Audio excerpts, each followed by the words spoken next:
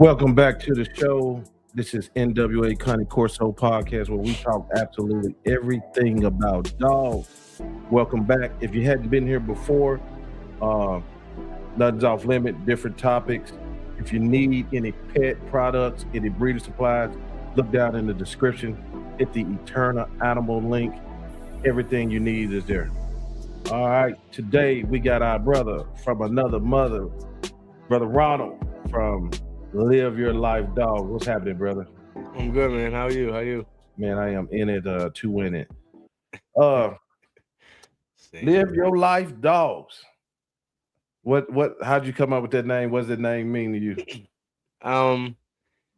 Really, basically one thing I like to do is I'm one of them people where I like, dogs that are would still doing what they were bred for. You know what I mean? Mm-hmm. So in my eyes, a dog doing what it was bred for is living their best lives. You know what I mean? Right. So Live Your Life Dogs is kind of like it's just a worldwide family of dog lovers. You know what I mean? We learn from each other, might help each other. We didn't help with adoptions. We didn't help people that, maybe going through some things, send them some dog food, whether it was like someone around the corner or someone in another state, just anything that has to do with dogs. You know what I mean? Of course, we like any other person or group of people, we got a certain dogs that might be like, our favorites or the ones we, love a little bit more, cherish a little bit more. At the end of the day, there's a million types of dogs, breeds of types, whatever you want to call them, but that's out there, so you can't love them all. But yeah, man, we just, as far as the name, it was kind of like we just want dogs to live their best lives. So we try to focus on health, feeding the dog good. I mean, if anyone on here know me and been watching some of my stuff, I'm heavy in like health and making sure your dog eats good. Me personally, I don't really I come to kind of like hate kibble. I don't really do too much kibble, you know what I mean? Right. But had a couple bad things, just dogs, like fed my dog certain type of kibble, tried this kibble, and just I don't get the results I get, you know what I mean? Doing it the way I do. So Live Your Life Dogs, yeah, man, just everything dogs. Just everything dogs. If we can help someone out, helps dogs out, you know what I mean? That's just what we do, you know what I mean? Yeah. And we love dogs over here. Great podcast. I see you supporting other podcasts too a lot. Yeah. Shout out to you, man. Appreciate you for and I don't know if you will. I've been watching you before I started mine. So you know what I mean? How long yours been going? I would say probably about a year and a couple months now. Oh, okay, cool. Yeah. You know what I mean? Probably about a year, maybe a year and 4 months or something. I have to go and look. But yeah, not hasn't been too, I don't even think a year and a half yet. You know what I mean? Right. Well, let's get a little bit info on yourself. Born and raised in Boston. Yeah. Cambridge, city inside of Boston, Massachusetts, but Cambridge, yeah. Okay. Probably like 10 minutes from Boston. Okay. All right. When you OT or talking to someone OT, you're just gonna say Boston, but me personally, I always make it clear. Yeah, right. What city? You know what I mean? But right. Yeah. You mentioned before we got on, you mentioned Patrick Ewing, and he played for the New York Knicks. Mm-hmm. What you like basketball? You a sports guy? Yeah, I love basketball. Yeah, I love sports, but I love basketball and football especially. Oh, really? Okay. Yeah. So what is the vibe like with a city like Boston versus New York? Is it really, really intense? It's intense, but it's definitely sports. Right. Like it ain't like there's a whole bunch of blocks in Boston that got a whole bunch of blocks for New York blocks, beef with New York blocks. It's just sports. Like I don't like the Yankees. Yeah. You know what I mean? I don't like no Boston teams. I like people in Boston don't really hate the Knicks. Mm-hmm. They we don't really rock with them, but because they had players like Patrick, I like Sprewell a lot when he was playing when I was younger. You know what I mean? So there's certain players that, you know what I mean, that people, but yeah, when it comes to the sports, yeah, like we don't like the Buffalo Bills. You know, I'm a heavy Patriots fan. So okay. Yeah. yeah. Yeah. In Yeah. Boston, if you're from Boston, most of the time, like definitely a lot of pride. Definitely, if we love all our teams, you know what I mean? Definitely a city where it's like you don't walk by TD Garden talking crazy with a Yeah. with a Yankee shirt on. You know what I mean? Right. Man, so you mentioned earlier at the onset about all of us having our favorite picks, our preferences in dogs, and yours is the Patterdale Terrier. How long you been involved in that breed? As far as heavy involved, probably about 3 years. Okay. Now, my brother had one probably about 14, 15 years ago. And I was into other dogs, so I wasn't really into them too much.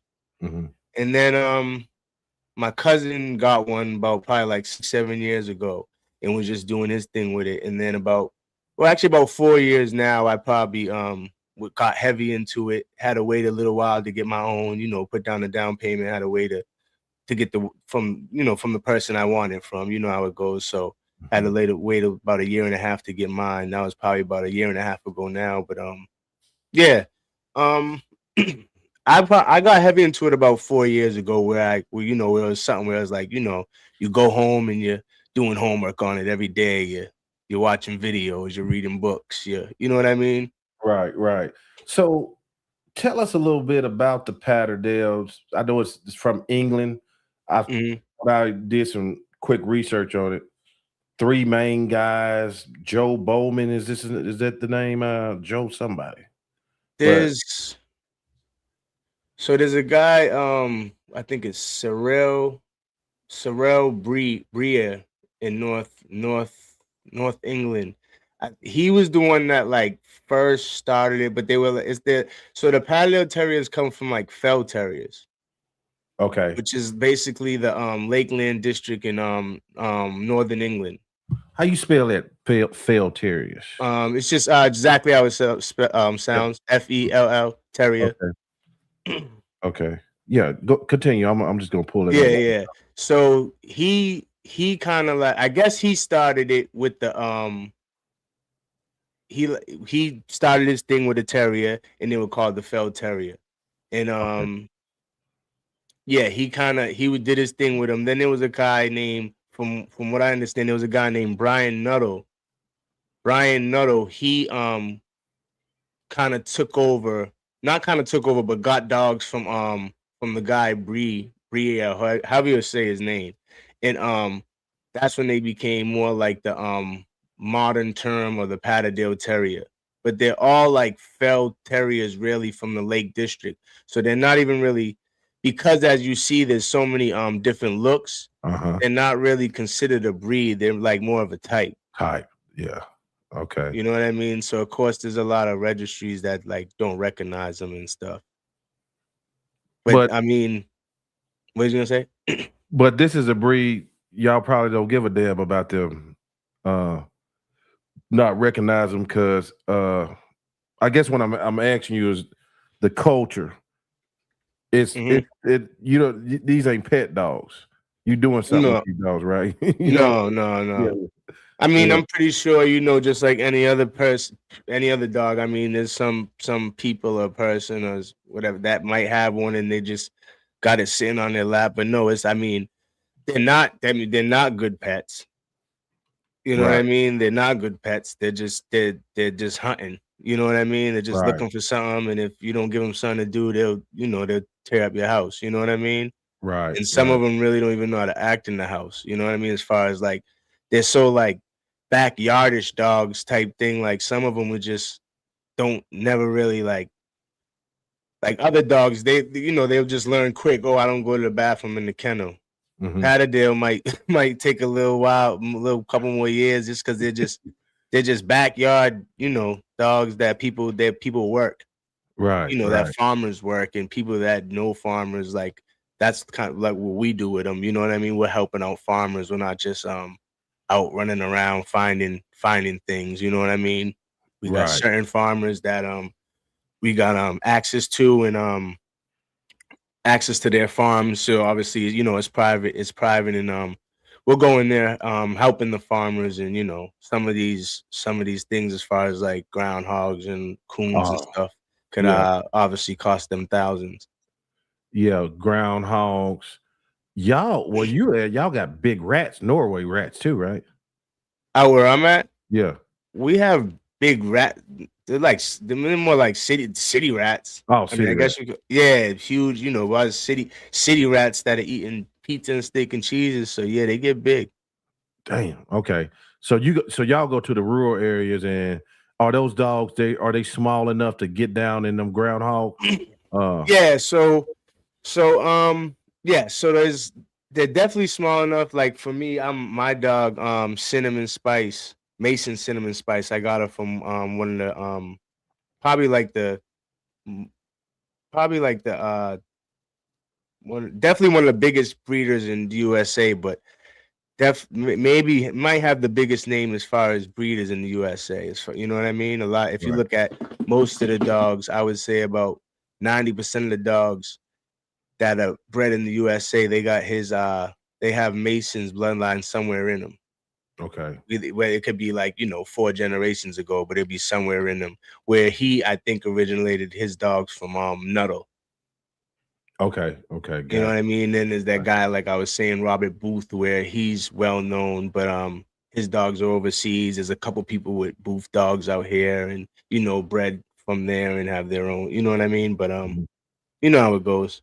Right. Just goes down the line. Now they not big enough to take no coon, right? Yeah, they take coon. Yeah, they can? Yeah, my dog Sin, she about 10 pounds. She took coon before.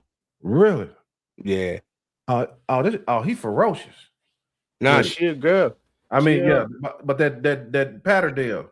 Huh? That's her right there. Yeah, that's nice. Oh yeah, man. They look little thing, but I'll show you a video of her working on a groundhog in a minute. But so for her size, right? She's about 10, maybe when she got a little weight on, about 12 or whatever. You know what I mean? Mm-hmm. So she's perfect for like groundhog. Now, I wouldn't want. I mean, if it happens, it happens, because sometimes they could just run into whatever when they're going into these holes or whatever. And if she sees a coon, she's gonna go. She's not gonna worry about the size. You know what I mean? So I wouldn't want to run into like a boar coon. You know what I mean when I say boar coon? No, explain. Boar coon is basically like just a big coon. Like you got some coons that just, it could be 30-pound coon. Oh yeah, we got those. Yeah, you guys definitely got them. You know what I mean? Yeah, we got those. Yeah. So you wouldn't suggest it. You wouldn't want a 10-pound Patterdale really on like a boar coon, but I mean, it happens. And if you got a Patterdale that knows to get to the throat quick, it goes down. But they as far as everything they're really bred to hunt is fisher, fox, badger, and down. But like, I'm not gonna take my 10-pound dog and go hunt no fox or fisher purposely, or badger. You know what I mean? Now, where I'm at, where I hunt, where I go to hunt, there's a lot of groundhogs. So I use her for the groundhog. I have a cousin where his Patterdale is about 16 pounds, and he's more what we call, or what I would call, or me and my cousin call, he's more aimed towards like a coon. Because of his size, he's not getting into like some of the groundhog holes, or most of the groundhog holes. Right. You know, for the groundhog size holes, you really want a dog that's maybe like 10 to 13. Mm-hmm. After that, it gets kind of tight for them to squeeze in there. Now, my dog, she's about 10 and a half, like I was telling you, 12 at the most. She's sliding right up in holes. Mm-hmm. So, they're going deep down. They might go 5 feet, they might go 8 feet, they might go 10 feet, and then you got to dig them out. Oh wow, okay. So they're bred to really go down in them holes. So you got other dogs that are bred to like make it flee. make something flee or something. Yeah. These dogs are bred to go down in the holes and hold them. Yeah. And you have to dig down to them. You're a team. Right. They go down, hold them. They go down, get a hold of them. Uh-huh. You figure out where they're at. You use like a tracker that goes through the dirt, and they have a collar on their neck that's a locator. You know what I mean? Yeah. And once they locate and then they grab hold, you have to dig down there and get them out with whatever they're on. You know what I mean? So how deep, like if they're in the ground, how deep normally are those groundhog? It all depends where you're at. That's what's crazy about it. Like where I go, and that's what's crazy about what the type dog you need. So like if you're in a spot where if you're in a place where there's okay, we'll just use USA to overseas. Overseas, they have a lot of bigger. Their Patterdales tend to be bigger because they're hunting more fox, more badger, right, and more fisher and stuff like that. Where out here we got badger and we got fox, not too many fish or whatever, but there's a lot of groundhogs. So if you got a Patterdale that's 18 pounds, you're not gonna be able to get to no groundhog. So it kind of depends where you're at on the size Patterdale you want to, or where you're at and what game is around you too. You know what I mean? Right. If you're somewhere where there's a whole bunch of groundhogs, you're not gonna want a 16-pound Patterdale. But if you're somewhere where there's a whole bunch of coons, then you might want a 16-pound Patterdale. You know what I mean? Because you're dealing with coon all day. If you're somewhere where you're dealing with badger and fisher, you might want an 18-pound Patterdale, 20-pound Patterdale, because we all know how badger and fisher could get. So when you go to these farms, do you kind of like just volunteer your work, or is it do you see a lot of people using dogs for pest control now? People use them for pest control. Like there's several groups in New York that do all types of pest control, but they use them for rats. Rats, yeah, I've seen them guys. I think I've seen 2 different groups of guys doing that. Yeah, there's several groups that do the rat, and then the ratting's a lot easier. I mean, your dog's not going in. I mean, some of these digs, I mean, and when I say dig to them, people are, oh, you dig down to your dog. You could be digging for 2 hours. You could be digging for 2 days. There's digs that went for 2 days. There's digs that went for there's a video out. There was a terrier years back. It was in the ground for 6 days. They had to move. You know what I mean? So luckily, it was still still alive, good to go, and all that. And but yeah, when they go in these holes, they go in these holes. They're bred to hold, and then you got to dig down to them. So yes, you want to dig as fast as you can. But yeah, you could be digging for an hour. You could be digging for 10 hours, and they could go. Me personally, I've dug 4 feet. The deepest I probably dug was like 6 feet. But I know people that had to dig. Yeah, there's pictures. If you look, there's pictures with guys standing, 10 feet, standing in holes, looking up at the camera, and you can see that there. You know what I mean? Because there's no telling how these groundhogs or coons or whatever, how that setup is set. You know what I mean? They might decide, oh, I'm gonna go this deep, or they might decide to go, and depending on how many generations have been there, as far as like the groundhog, there'll be more tunnels and more like little dens. Like they might have a den that's a nursery, a den where they put the food, a den where they sleep, and then there's tunnels and all different type of escape tunnels and all that stuff. So that's another thing where you want a smaller dog, because you don't want your dog getting stuck. You know what I mean? Right. Wow. Okay. Let me jump back a little bit when I was talking about the culture of you guys' culture. I know it's serious working environment. You probably ain't got a lot of breeders just sell to just anybody that want a dog. But the US versus overseas, or the UK, right? Is I know you said the dogs may be a little bit bigger over there because of what the job they do, but overall, do y'all still do a lot of bringing over from the UK, or is the breed pretty much strong here in the US? It's strong here in the US if you're in the if you're like in the Patterdale world, but we we try to keep it tight because our main focus is to keep the what they were bred for alive, keeping the hunting aspect alive. You know what I mean? Right. So yeah, like even for myself, I just use myself as an example.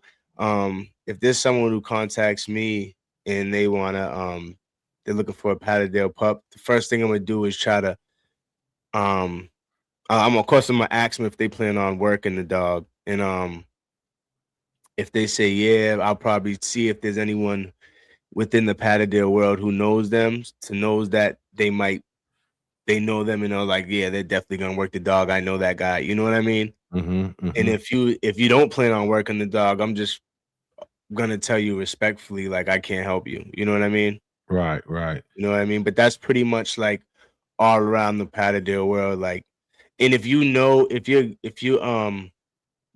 yeah, it's kind of like if you get a dog, so people that are heavy in the Patterdale world could figure out who you got they most likely know who you got the dog from or know who bred the dog. Gotcha. Gotcha. Um, hey guys, I see y'all questions. I'm gonna let y'all get them in just a second.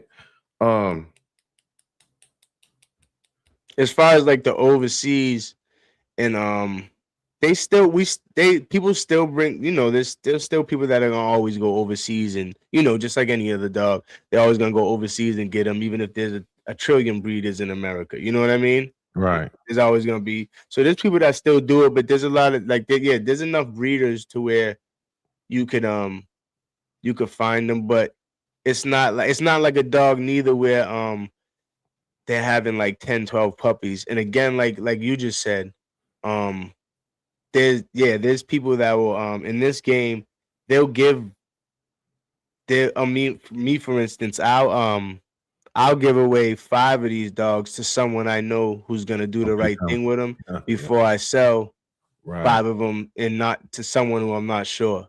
That's right. That's right. So I guess this dog will have really good tracking abilities, good nose on it. Yeah, definitely has good nose. Yeah. Okay. Okay. All right. And before I get to these questions, what would you call this?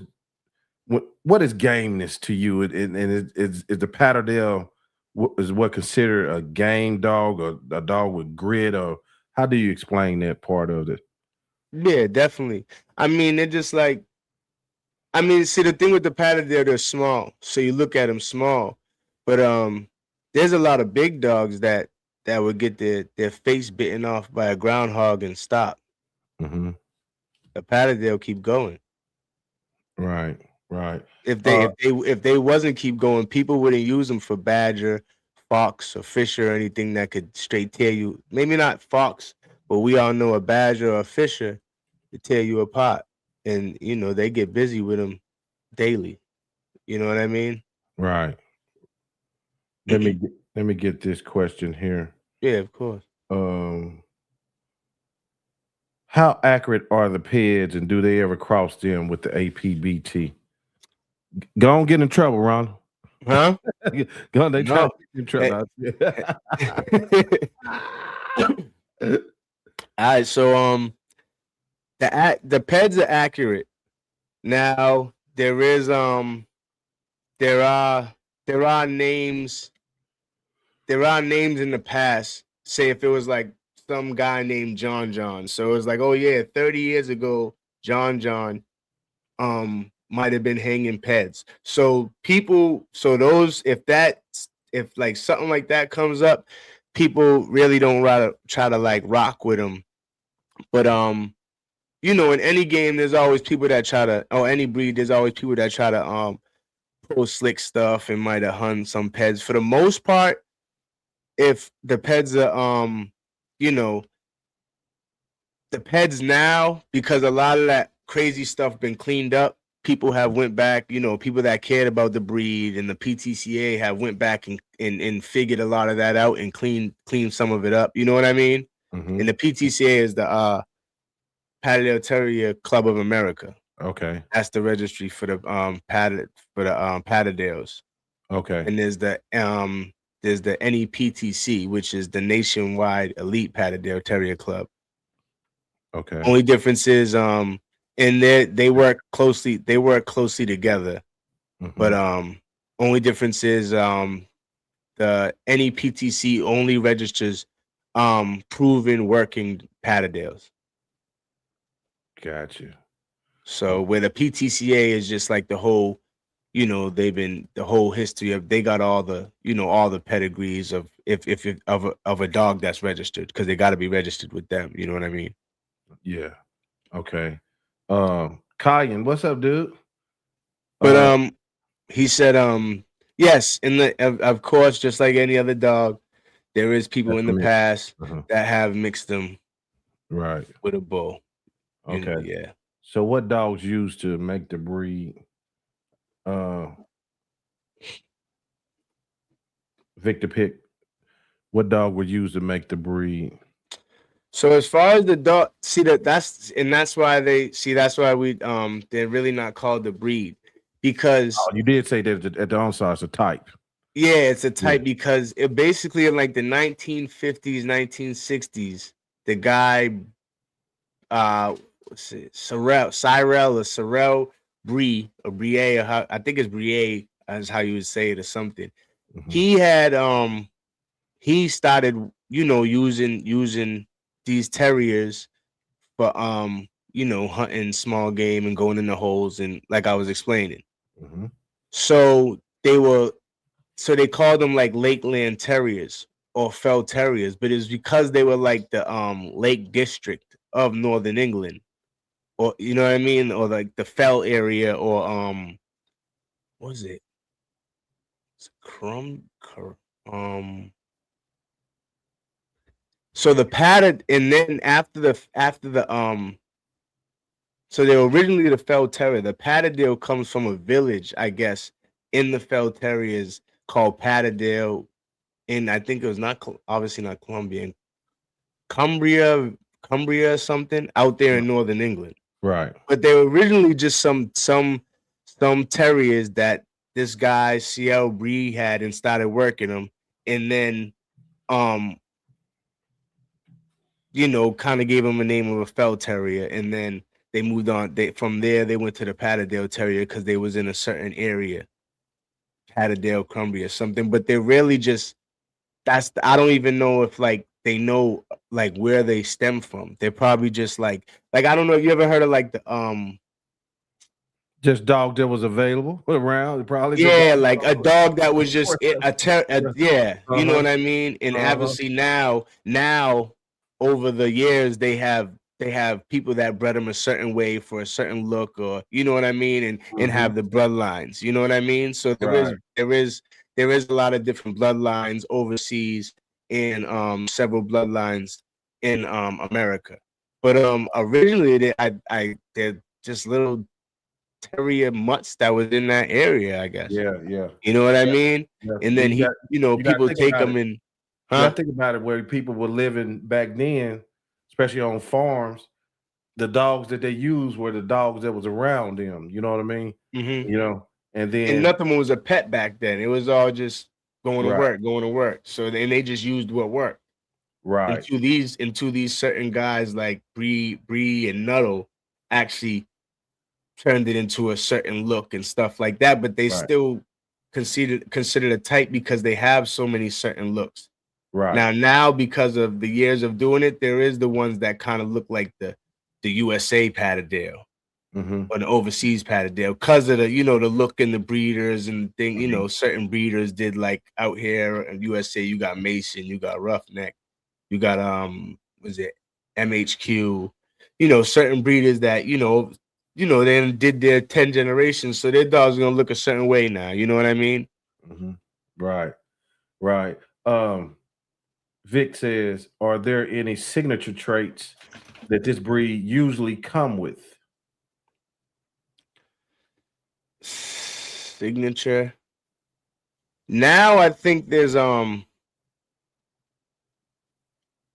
does he mean he means just straight born with? Yeah, born with, yeah. Yeah, they're gonna have it for the most part. Well, as far as the most part, like there's certain things like something like my dog. You see how I'm putting my hands around her and I can touch finger to finger? Right. They gotta be like they're bred to have a not a wide chest, like a chest. expandable chest, because Yeah. they gotta go up in these holes. High holes, You know yeah. what I mean? Uh-huh. So there's stuff like that, and then there's people that have bred like there's ones that have like more of like the rough coat look. Then there's ones that have like the smooth coat look. Where the ones in the USA, people have bred them to more have just that black smooth coat look. You know what I mean? Mm-hmm. Where the ones overseas definitely tend to have the more rough look and rugged, and you know. So, but as far as like it's like a if you say like a Rottweiler where it has the brown over the eyes and that type of stuff, no, I mean not really. They just and that's the reason why they're considered a type, because there's so many different. I mean, they still have like if you know Patterdale Terriers, they still have that's a Patterdale Terrier look. You know what I mean? But then there's still Patterdale Terriers that look a little different, and you know what I mean? Might have the scuffy fur. You know what I mean? Right. Or you know what I mean? So it's kind of like you could tell it's a Patterdale Terrier if you know Patterdale Terriers, but if you line about 10 people up who know dogs, only about 2 of them even know what a Patterdale Terrier is. Mm-hmm. Mm-hmm. You know what I mean? Yeah. Yeah. So I see your dog now. I like when I'm interviewing y'all and y'all dogs be right there. I just interviewed a Doberman lady. Her dog was in the interview the whole time. Checking out the temperament and everything. So is they kind of like yours in general, where they ain't a lot of beep beep boop boop boop boop bopping around if you got them inside? Or what's the temperament look like? What's their personality like? Well, I mean, kind of like she know like we ain't doing nothing right now. Right. If I tell her to go, if I was to like say the words and like tap on something, she gonna try to get up under it. Oh, really? Yeah. Yeah. Okay. Yeah, like if I was to just, you know what I mean? Uh-huh. Then she'll definitely turn on and just search the room every nook and cranny, because again she's looking for small holes. Right. So she'll definitely, you know what I mean? But right now she's kind of like knows like, okay, he's talking on whatever that thing is again. Uh-huh. Yeah. He ain't going nowhere. You know what I mean? Right. But if I was to go outside, like I can't even. That's another thing. They're not like people have got them in not to cut you off. You good? My fault. People have got them and tried to like maybe I'm use them as a pet, and next thing you know, their dog's gone, because they will just go, and if they find a hole, they're going in, and you'll be looking around, and your dog's 10 feet in the dirt fighting something. Yeah.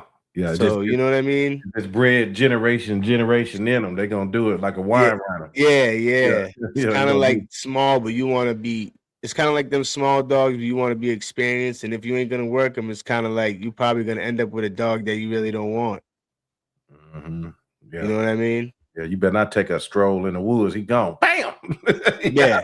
Better have a tracker on him. Yeah. For real. Dylan, what's happening, bro? He says, I would say the Patterdale is more game than the AP. Woo! Dylan? Hey, you trying to start a ride on here? I wasn't going to say it. Hey, whoa. Hey, Dylan come to just start some shit today. Boy, look what he said. He said, I would say the Patterdale is more game than the APBT, probably one of the terriers that were crossed to the Bulldogs. What's your thoughts? He ain't the first one to say it. Oh, okay. Because I mean, you know the APD is you know those the pipples are pipples, but I mean as far as like a pipple will do what you needed to do for hours, a Patterdale will do the same. As far as taking you know a whole bunch of pain, the Patterdale will do the same. No Patterdales are not bred in any way to go up against another dog. Mm-hmm. That you know what I mean? But they are bred to go against something that's a lot bigger, that's maybe 20, 25 pounds more than them. You know what I mean? Right. Like I said, my dog, she's 10 pounds. She has banged with a coon that was about 20 pounds before. You know what I mean? Mm-hmm. And when I say bang, you know, again, we're you're not putting them in the space. That means she goes in a hole and, you know, grabs hold of them. I gotta get in there, get it, do my job. And that doesn't mean always getting rid of the animal. There's a lot of relocating that we do. You know what I mean? If you could get to it quick enough, the animal, you know, these are animals that are wild animals. You know what I mean? Yeah. They could take a cut or two. So, but if a farmer's having a problem and you might have you might send a dog in there that's gonna just bark at it or just run it off. A farmer doesn't need you to run it off. It needs you to get it up, you know. And if you got some of these traps ain't working, you know, you send these dogs in there, they grab a hold of it. You go in there, and like I said, you don't always gotta dispatch.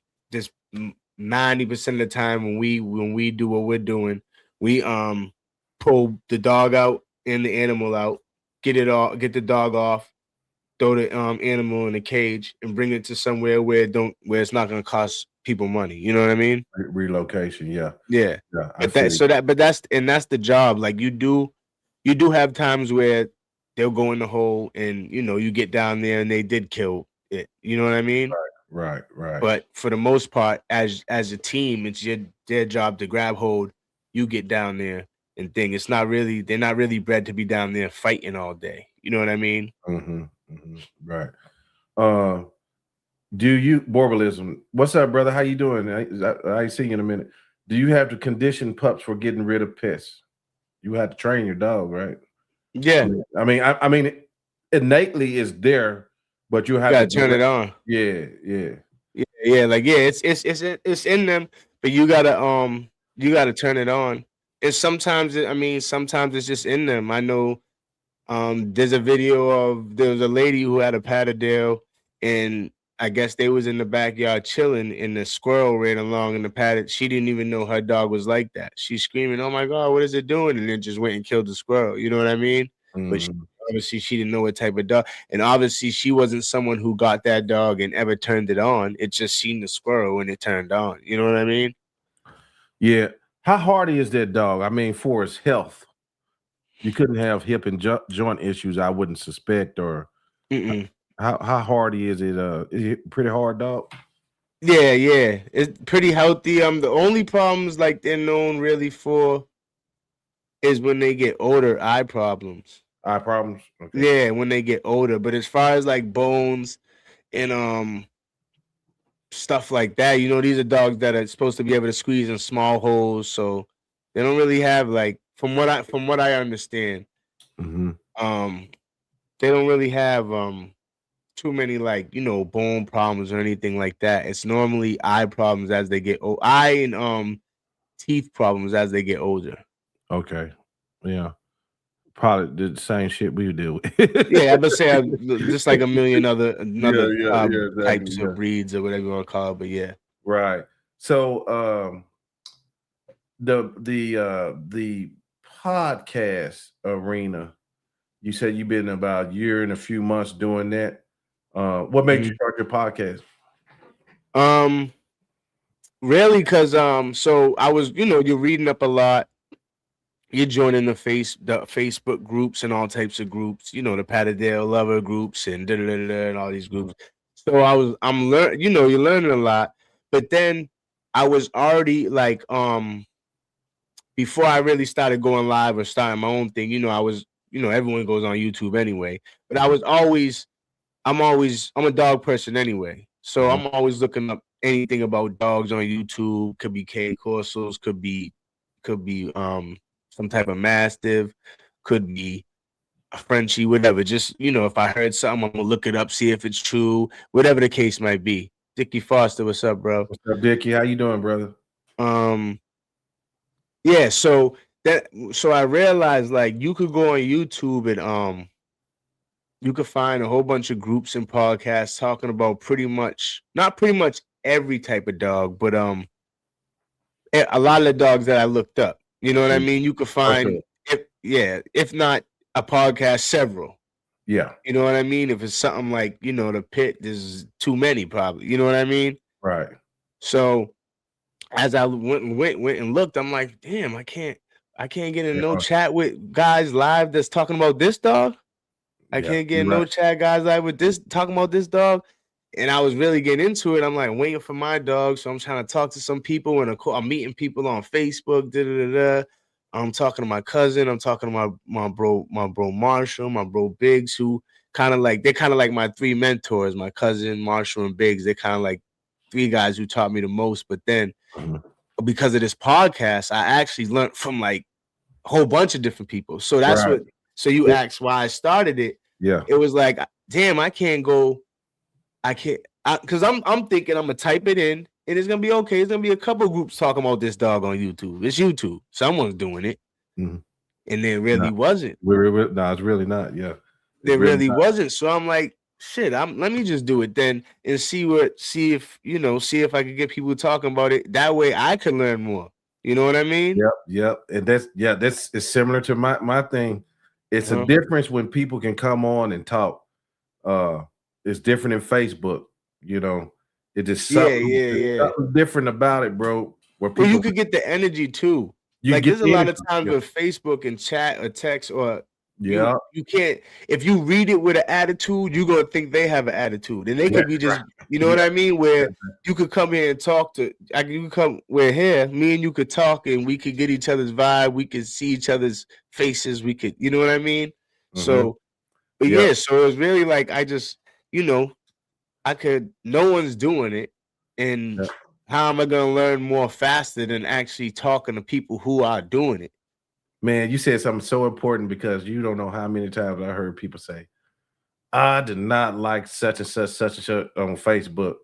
But when I heard this person starting to speak, I saw another side because feelings can get lost in text. You know what I mean? Yeah, you're putting an attitude to it, you're putting a vibe to it, you're putting a voice to it. If it's someone who don't got their picture up, if they got a picture of just LeBron James, you're putting their whole face to it and don't even know if they're really that angry type of person, don't know, you know what I mean, don't know what's really going on. So, and just like anything going on, there's always tension with certain people in the world, you know what I mean? So I was like, why not? We could just come here if you don't want to come here and talk, and as it got along, people, I started, and now I know plenty of people in the Patterdale world. I have learned so much from interviewing. I don't know, 50 plus people. Some of them been hunting for 10 years. Some of them been hunting for 30 years. You know what I mean? Yeah. With this breed. So that's crazy. You made me think about something. I've probably been involved in some of the most toughest dog topics out of all podcasts. Oh boy, I know I've been in some. Well, I've been in some. You've definitely been in some because I've been watching. I've been standing in the fire like Shadrach, Meshach, and Abednego, boy. Yeah. But one thing I didn't ask you about is there variance in the types of coats? I was looking at some of those dogs, and some of the coats look a little different. Yeah, definitely. There's the like you was showing the pictures. There's there's like a rougher coat. There's if you want to pull up those same pictures you had, there's a like my okay. So my brother, his dog, smooth black coat. Right. Smooth black, like a black, smooth black, like a short haired, smooth black. Right. You know what I mean? My dog, she's got like more of a like it's not rough. It's like smooth, but it's more of like a thicker, kind of like more like a teddy bearish. You know what I mean? It's not it's not like it's like his is more like a slick hair, like like a pit bull. Right. Just slick, you know what I mean? Hers is thicker, kind of like she got like a double coat or something. You know what I mean? Right. Then there's some who have like the rough, stringy, shaggy looking. Right. You know what I mean? And a lot of the ones with the rough, stringy, shaggy looking, those are the ones that tend to have more of the overseas in them. Oh, okay. Still, you know what I mean? Right. But don't get me wrong. There's a lot in the U.S. that don't, you know what I mean? Right. That and when I say overseas in them, I mean like closer, like, you know, the grandparents or the parents of straight from overseas, because all of them originally came from overseas, but some of them, you know, 30, 40 years ago or whatever the case might be. Right. Hey, let me give a shout out to Instagram. Sorry, guys. Sometimes I'll be just looking at the YouTube chat, so I'll be forgetting to check over on the Instagram. But I see some heavy hitters in there. I see the Boogeyman in there. I see the Boogeyman. I see North American Mastiff in there. Boy, I see Baymax the Cunning Corso in there. Dubtown. God, dog, you bring them out, bro. Scary cats, decoys, dogs. Hey, shout out to them all, man. I'm just Fangs Unleashed. I'm just trying to have fun with this dog thing like the rest of y'all. Oh, yes. We bring them out tonight. So, yeah, man. That's good. Yeah. So, did you want to share some of the video you might have or whatnot? Oh yeah. Yeah, show us some shit, brother. Yeah. Hey, y'all hit the like button. Let me stop my screen. Let me see. Y'all hit the like button and be sure to go follow his channel, Live Your Life Dog. That's a hell of a name, bro. Thanks. I like that. Thanks. Let me see. You mentioned your brothers and your cousins. What'd you say? You mentioned your brothers and cousins being your mentors. Well, my cousin, he was my cousin. He got a nice Patterdale. He's the one who kind of like started bringing me out, and I was bringing my other dog before I got a Patterdale, and he like just learning from him. Then my friend Marshall, I call him my bro, but because we close, but him and my other close friend Biggs, they're kind of the ones that like taught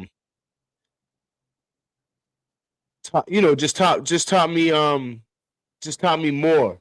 Like whatever my cousin didn't know, them two knew.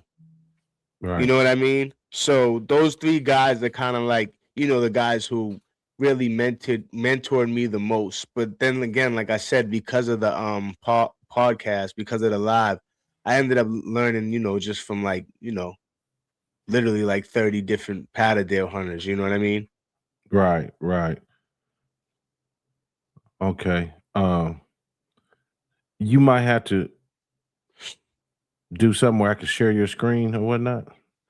Oh yeah, let me I should be able to. Let me see.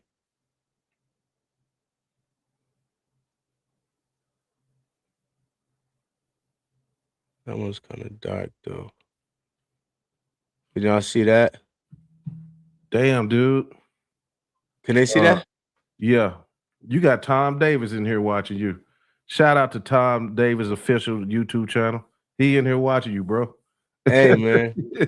Shout out to everyone, man. That's appreciate a big time dog trainer there, boy. Shout out for everyone coming through. Yes.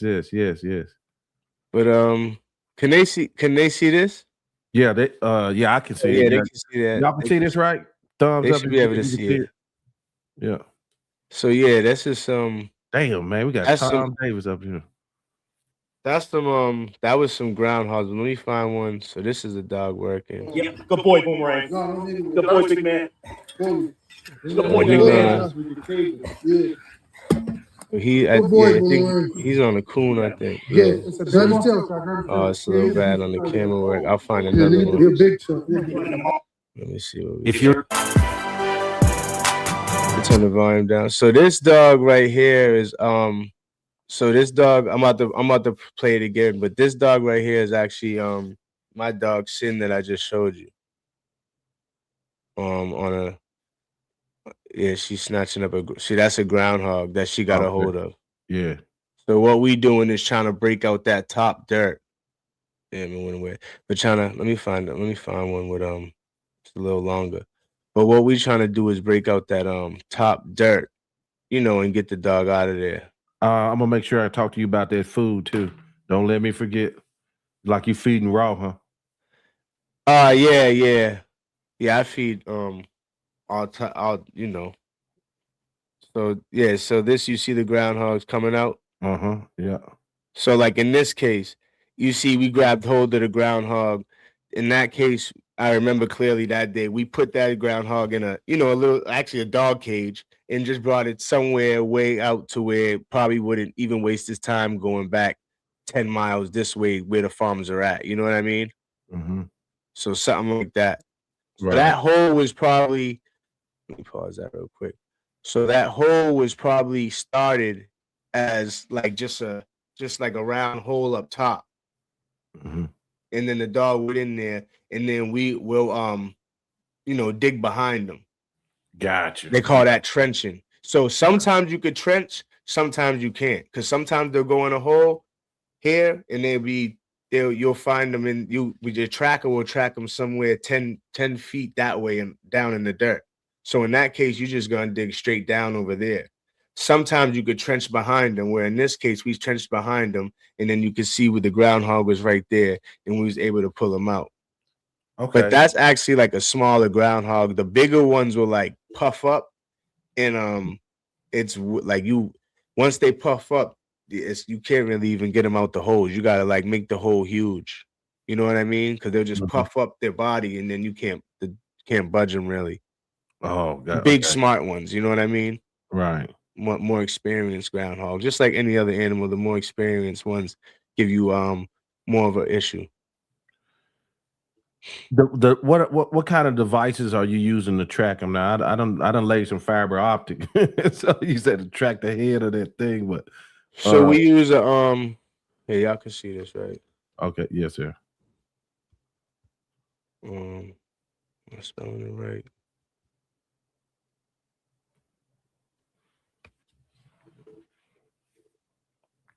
Oh, that's not it.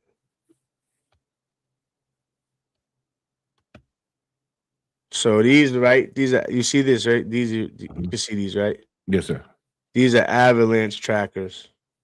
So these will track people in the that get caught in the avalanche. So what the dogs will have a collar around their neck that these trackers could pick up on, and they'll beep and they'll show you. See how this one has like the numbers on it, 2.3? Yes, sir. That's how it'll show you how far the dog's down. Deep, 2.3 feet. Okay, yeah. Yeah, depending on the setting on the peeps. It could, you know what I mean? Depending on what you have the settings on, centimeters, or whatever type it is. Right. And the collar they have on, these connect to it, or these are able to locate it through whatever they're using. And you got to that's another thing. You got to make sure before you even get busy, you definitely want to make sure the collar is on the dog and on. Yeah. And then once it goes in the ground, you would use one of these to track it. Can you track more than one dog with this device? You can, but that's another thing. We don't put people that are, respectfully smart and doing it for real, we don't put more than one dog in the hole at a time. So you don't never really put like 2-3 dogs in the hole at a time. Right. Several reasons. It will track them all, but you won't know, like, it would just get crazy as far as the how deep they are and stuff.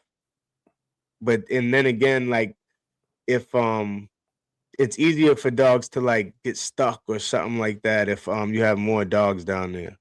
Right. And then even for instance, if you have a dog that's down, like say if it's down head first like this and another dog behind them, you might get a dog that's crazy enough to try to bite through that dog to get to the game. Wow. Whoa. So now you got a dog that's trying to bite the game while another dog's biting his ass up. Oh, this Patterdale ain't no joke. Yeah. So that we don't, we don't suggest putting and from anyone that I've learned from that been doing it for years, doesn't suggest putting in more than one dog at a time. You know what I mean? Yeah. Yeah. Wow. But yeah, that's pretty much what you use, and those avalanche trackers are able to work in the dirt.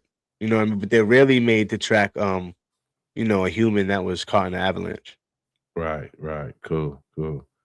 Yeah, so just get into the diet you feed. I know you're not a kibble fan. Like many people. So what does your food bowl look like, and what's your stance on Um, on this? yeah, I mean, I used to feed kibble. I mean, to be honest, off rip, and I'm pretty sure you agree. Something about dogs. I don't know if it's the dogs or just the kibble they're making these days is way more cheaper than back in the day. Because back in the day or years ago, you didn't seem to have this many problems with kibbles and dogs' allergies and or just not getting the results you wanted out of kibble. You know what I mean? Mm-hmm. But as far as my dogs, I wasn't I was just seeing like, really the most thing was probably do y'all crush eggshells? Yes, eggshells, eggs and eggshells are in my dog's bowl. I do have one dog that's allergic to chicken and poultry, so I don't give him eggshells. He just gets fish oil. But yeah, eggshells is in there. But as far as what's in my bowl to answer your question, NWA, so I talking about as far as my Patterdale, I feed her pretty much any type of meat, organs. I have a um Chinese meat market down the street from my house. So they got pretty much the regular duck feet, chicken feet, but they'll have the organs, the liver, the kidney. They'll have pork brain, sardines, pumpkin seeds. And now I'm just naming everything in there what I put in there. Oats, blueberries, carrots, string beans, and obviously this is Yeah, you know what you're doing. I see you. The food you calling, you know what you're yeah, doing. yeah. I didn't did my homework. I didn't. Yeah. Yeah, I didn't did a couple. At least I would say at least a year and a half for watching videos and reading up on Right. what's good for your dog. Even like as far as like even for humans, like I got it. I started looking into the coconut oil a lot and realized that a lot of the coconut oil that's out there ain't even. It's really maybe like 30% coconut oil. So So there's only like 4 or 5 coconut oils that I'll give to my dogs. You know what I mean? yeah, so like, what kind of coconut oil do you use? Um, hold on, me. Yeah, man, I love it that you can use this screen, bro. I'm like here on cruise control at night. Oh no, I got you. I actually just made a thing on it. Hey, Borbalism, thank you for the 10-piece, brother. I appreciate it. I appreciate you. That boy, they've been Yeah, riding a long time with the old NWA. that's love. But share screen.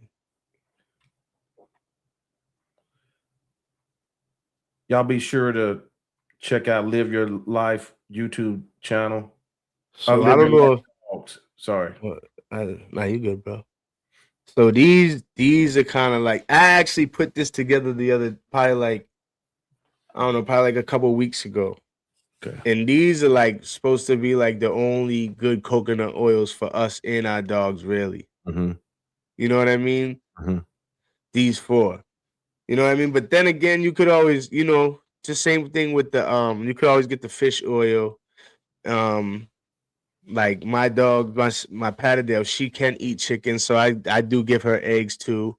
But really, as far as the raw, you wanna make sure you get the bone in there. You don't want to like. There's people that would just be feeding their dog like boneless chicken all the time, where they're not getting no bone. And even if you're giving them like chicken with bones, um, say like drumsticks.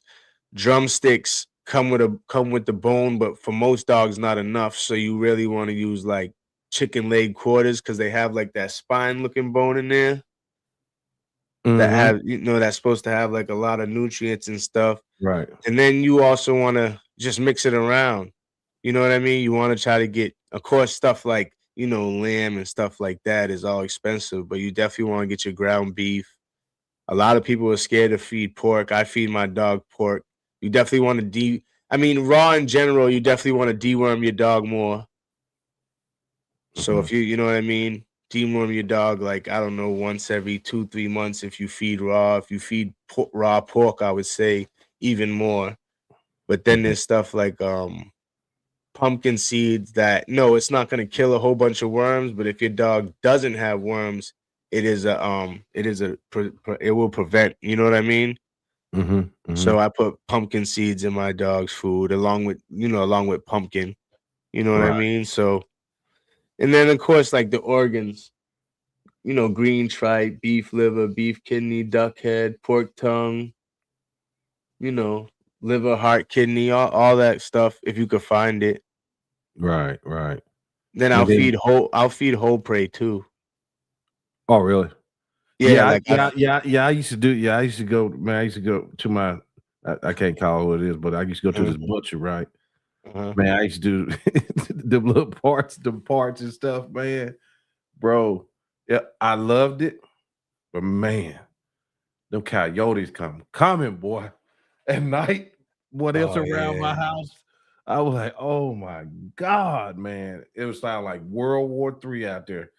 10 dogs and a pack of coyotes, man. I'm like, yeah, that's a lot. Yeah, that's a lot. Yeah, so boy, that was the downside of me. Cause you start smelling it raw. You know what I mean? You start smelling it. You know what I'm saying? And I disinfected all the time, but you still kind of. And I'm pretty sure that makes a difference because I have like in my basement, my dogs are like I put together like a whole little back room for them. So they're not really necessarily outside. Like I have a backyard, but they don't stay out in the backyard to like run around, play or whatever. My 3 dogs are like inside, so I don't really have, and we do have, even though we're in the city, we do have coyotes around here. They're everywhere now. Yeah, and, I got coyotes, I got bobcats, so like I got puppies in the back, but like I just I let one of them alibi run out all night long. You ain't gonna jump back there. Nah, hell no. And I know I seen you live a couple times in your backyard. I know you got them big dogs back there. Oh yeah, I keep a couple of them, man. I just kind of breed them for people around here. They got small homesteads, small farms and shit. But the Corso is my main. Yeah. I'm one of them dudes. I have one of everything. I got to be careful.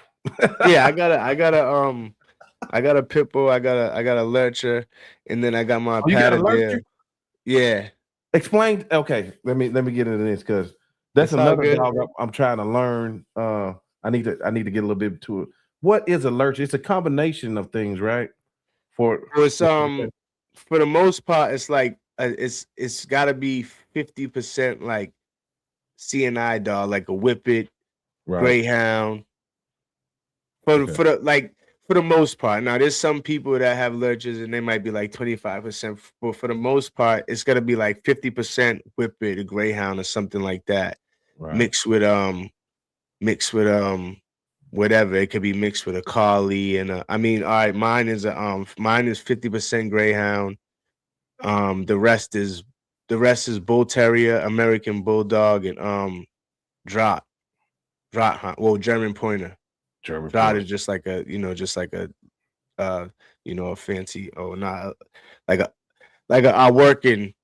a certified working German pointer is what like a Draught is. But yeah, same German pointer, bull terrier, American bulldog, and then she's 50% greyhound.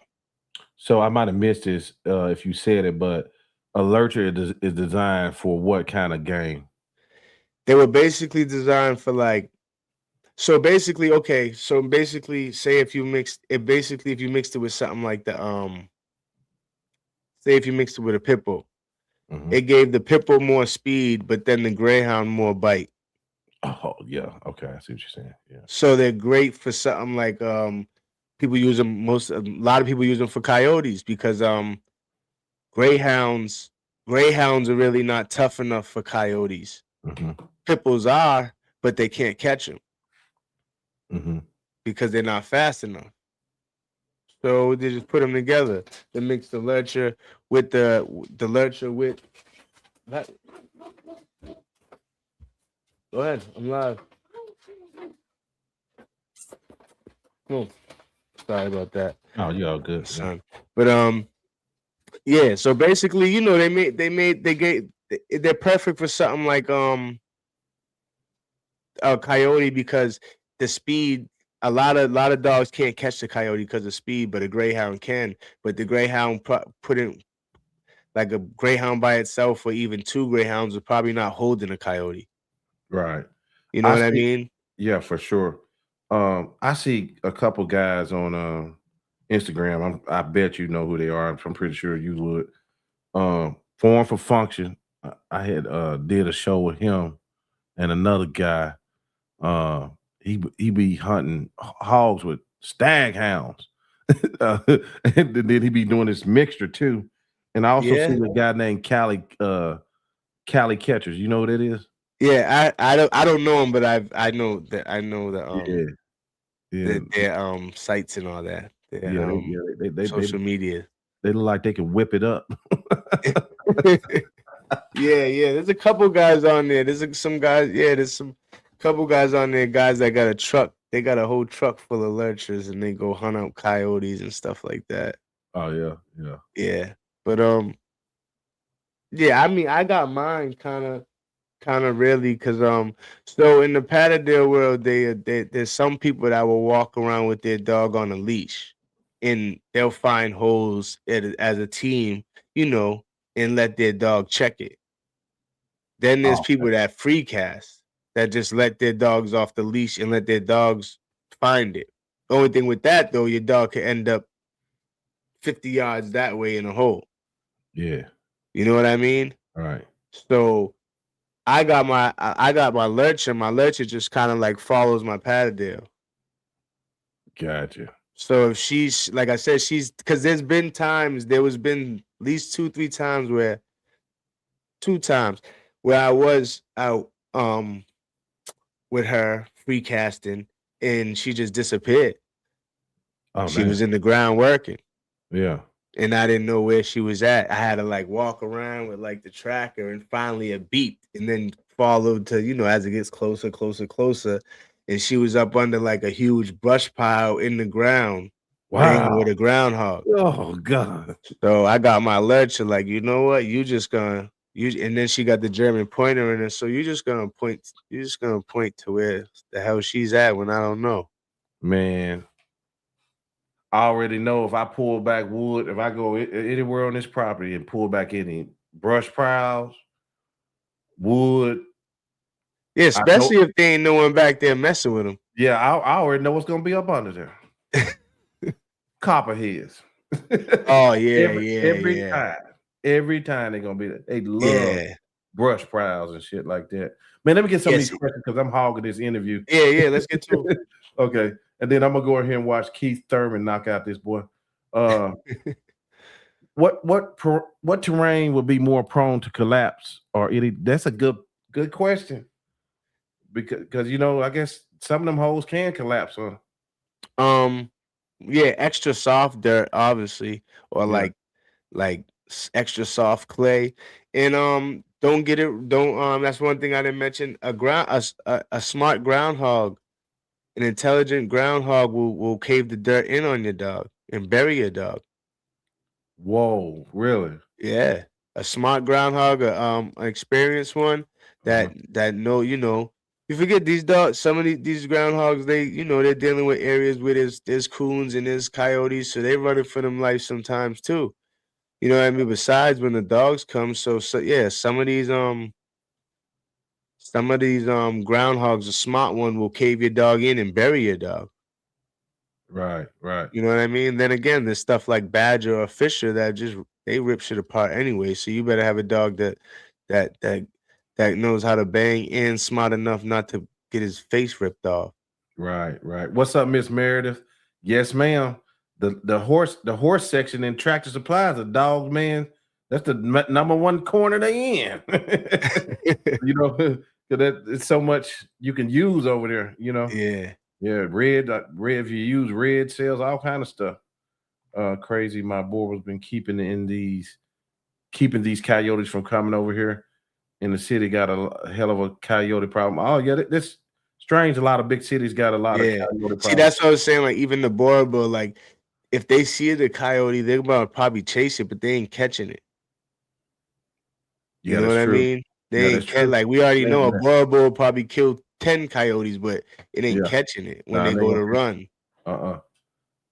And sometimes when them coyotes scream, one came running down the side of my house by my bedroom and hollered like a woman, scared the shit out of me. Yeah, they definitely scream.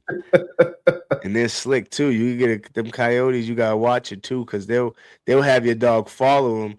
You think there's one, and next thing you know that your dog's surrounded by 12, and they purposely did that. Yeah, they said they'll lead them in there to tear their ass up. Yeah, they'll play dead too. Right. Dylan says, I got a mongrel coyote cross, very lurcher or sight hound, like seems to have a lot of stamina and fast twitch reflexes. Gotcha. Hey guys, I swear I can read.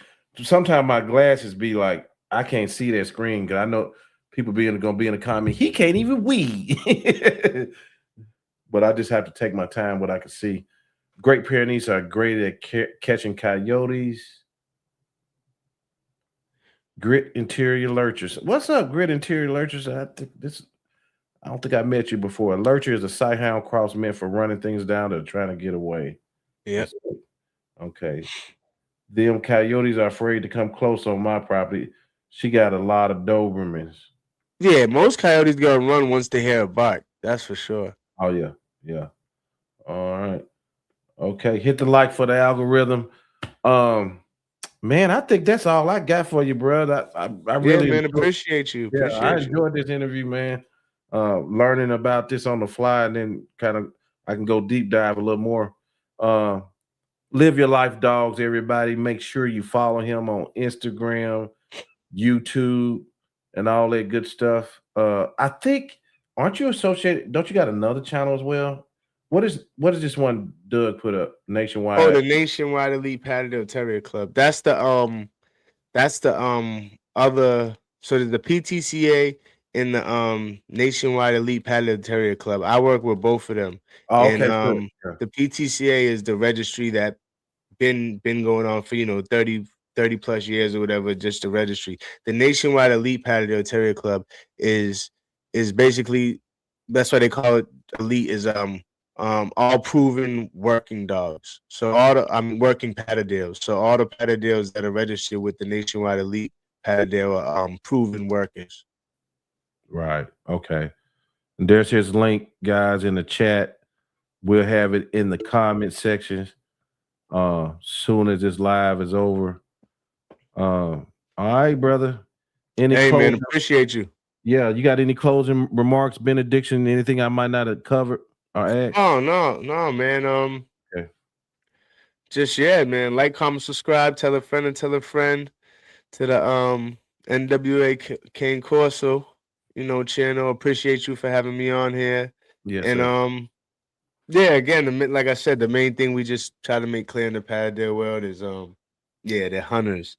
You know what I mean? We don't want them to end up being that dog where there's a million of them in the pound because people think they're a cute little dog where, that's not the case. They're workers. And as far as the people in the Patterdale world, they probably won't like you anyway if you ain't working. So yeah, that's right. That's good. Just being honest. Keep its purpose. Yes, all right, brother. All right, brother Ronald. I appreciate it, man. All right, man. You have a good one. Yes, sir. We'll see y'all next time. I'm out. Step into the realm of canine wisdom with our podcast, NWA Cane Corsos, where we interview dog men and women from around the globe. Discover their talents and insights on breeding, training, nutrition, and the rich history of dogs. Tune in to the most underrated yet influential dog podcast on social media. Your journey into the dog world starts here.